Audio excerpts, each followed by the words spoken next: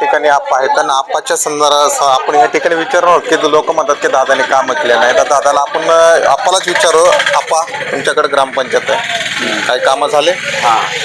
काम झाले. आता तुम्हाला सांगतो, गावामध्ये ह्या 6 महिन्याखाली 2 सभा मंडप दिलेत. सभा मंडप दिले तिकडे खाल्ल्या साईडला एक सिमेंट रस्ताचं, कारण की तिथं आज अक्षरशः गावाला आमचा दुसरी कोण एकच रस्ता होता, आता दुसरा पर्याय म्हणून एक रस्ता झालाय म्हणायचं. तिथं सुद्धा दादाने निधी दिलाय. खाली लोकायला अक्षरशः बैलाची इतकी परेशानी व्हायची शेतकऱ्याची, ते बी जवळपास 5 रस्ता 20 लाख रुपयाचा दादाने दिलाय. कारण की एका वर्षात इतकले काम देण्याचे त्यांचे आहे, कारण की त्यांना फक्त काम सांगणारा माणूस पाहिजे. ते कधीच नाही म्हणत नाहीत कामाचं. आता एवढं मोठं आमच्या गावात हे वरलं तळ झालं, दादाने वैयक्तिक स्वतः ह्याच्यातून त्यांनी 2 लाखाची मदत केली त्या टायमाला बी. म्हणजे प्रत्येक ह्याच्यात आता गावासाठी घनकचऱ्याचं जवळपास 30-35 लाखाचं काम चालू आहे. असं त्यांच्याकडे फक्त कामाविषयी तरी दुसरं काहीच बोलत नाहीत. आता लोक बाकीचे म्हणतात किंवा आम्हाला दादा हेच करीत नाहीत, पण तसलं नाही. तुम्ही काम घेऊन जा. माझ्या हिशोबाने तरी कोणत्याच माणसाला त्यांच्याकडे असं नाही.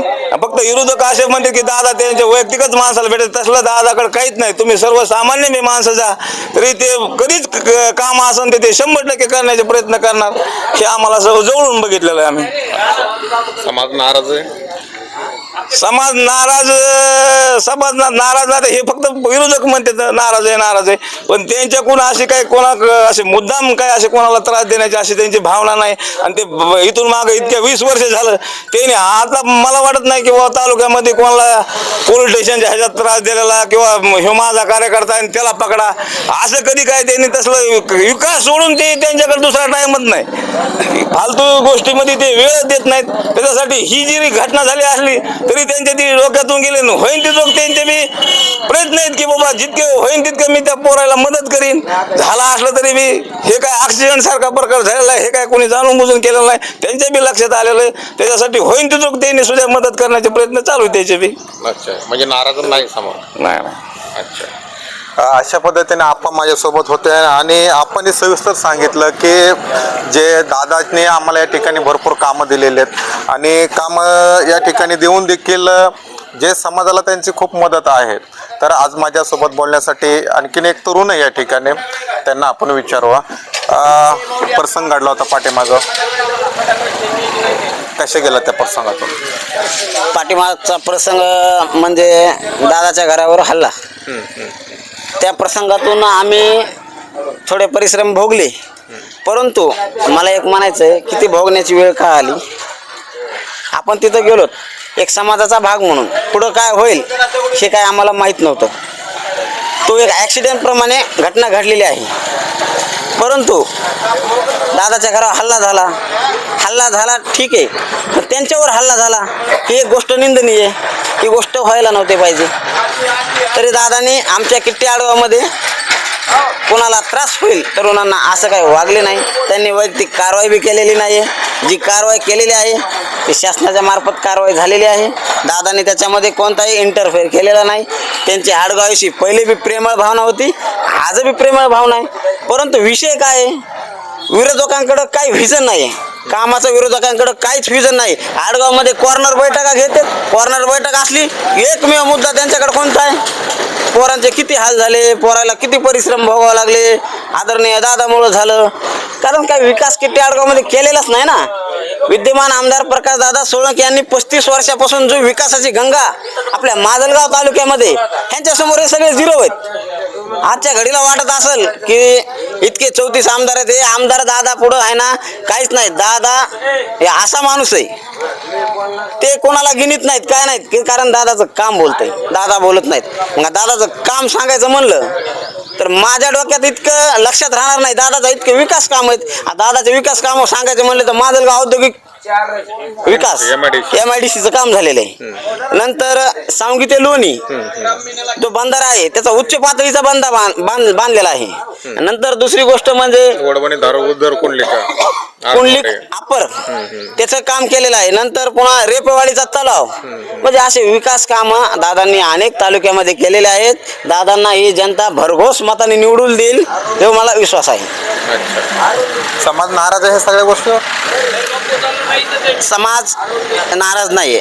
ही जी निवडणूक आहे विधानसभेची ही निवडणूक विकास करणाऱ्या नेतृत्वाला निवडून देणारी निवडणूक आहे. आमच्या सोबत म्हणजे माजलगाव मतदारसंघाचं तर ठीक आहे, पण आडगावमध्ये आदरणीय आप्पाच्या नेतृत्वाखाली, आमच्या नेतृत्वाखाली सर्व समाज आम्ही एकजुटीनं दादासाठी पुढं मैदानात आलेला आहोत. आणि गेल्या पंचवर्षीपेक्षा निश्चितच आम्ही मतं जास्त घेऊ. समाज नाराज नाही, काय नाही, सगळे आनंदित आहे. दादाचं विकास काम बोलतंय, एवढं सांगू शकतो. अच्छा, मग ह्यावेळेस काय? ह्यावेळेस काय, इथून मागं दादा होते, ह्यावेळेस बी दादाच. दादाशिवाय पर्याय नाही. दादा ह्यावेळेस जर निवडून आले तर निश्चितच मंत्री होतील. लाल दिव्याची गाडी आपल्या तालुक्याचं नाव महाराष्ट्रात जाणार आहे ना. ही संधी आपण डावलायला नाही पाहिजे. लोकनेते सुंदरराव सोळंके साहेब असेच उपमुख्यमंत्री होते, पण ते सुदैवाने पडले. तालुक्याने खूप मोठी जे विकास काम आणायची ती एक संधी गमावली होती, पण आता तीच संधी आलेली ना आपल्याला. आदरणीय दादाच्या नेतृत्वाखाली आपल्याला दादा मंत्री होणार आहेत ना. मग ही संधी आपण डावलून चालेल का? आपला बीड जिल्हा हा मागासलेला जिल्हा म्हणून ओळखला जातोय. पण जसं आपण सांगितलं की इतक्या मोठ्या आमदारामधून एकमेव आमदार असा की त्यांना कुठेतरी मान सन्मान मिळालेला आहे, गौरव पुरस्कार मिळालेला आहे राष्ट्रपतीच्या हाताने. तो का असा मिळाला का? काहीतरी दादाचं विजन असेल, कामं केलेले असेल म्हणूनच मिळाला ना. म्हणून ही संधी आपण न डावलता दादांना भरघोस मताने निवडून द्यावं. येणाऱ्या माजलगाव तालुक्यामध्ये असो, बीड जिल्ह्यामध्ये असो, कामाचं विकास गंगा ते खेचून आणण्याची क्षमता आहे त्यांच्याकडे. दादा हुशार आहेत, विद्यमान आहेत, दादा गावंढळ नाहीत. दादा एक नंबरचे हुशार आहेत. दादाला विकास कामं कसे खेचून आणायचे चांगला अभ्यास आहे आणि आणलेले ते उदाहरण आहे. दादाचं काम बोलतोय, मी ते तुम्हाला वारंवार सांगतोय. रमेश आडसकर पण आहेत, कसं बघतायत त्यांच्याकडे? ना आडसकर वगैरे काय नाही. एक तर विषय काय आहे, माजलगाव तालुक्याला बाहेरचा आमदार चालतच नाही. बाहेरचं पार्सल बाहेरच. अच्छा अच्छा. काय पडले की गेले निघून. उदाहरण मागचं आरटीसी जातं, कमरापासून वाकत होते खाली, दर्शन घ्यायचे लोक भांबळे, दादाला पाडल्याच्या नंतर काय विकास झाला? 6 महिन्यातच लोक बोंबलायला लागले. ह्याच्या अंतर्गत त्यांनी रस्ता आणला होता, बागपिंपळगाव ते सावरगाव गेवरायकून.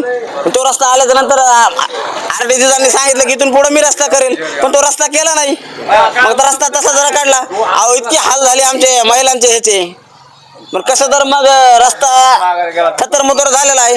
म्हणजे मला सांगायचं म्हणणं काय, दादाला आपण एकदाच पाडलं तर इतकी दुर्दशा झाली, परत आता तेच करायचं का? आता ती संधी गमवायची नाही. एक ताकदीनं एक समाज सगळे एक होऊन दादाला भरघोस मताने निवडून आणायचंय. विरोधक वगैरे काही नाही, इथं विरोधकच चालणार नाही. माजलगाव तालुक्या में एक ही बोलबाला, फिर से आमदार दादा झुकेगा नहीं साला.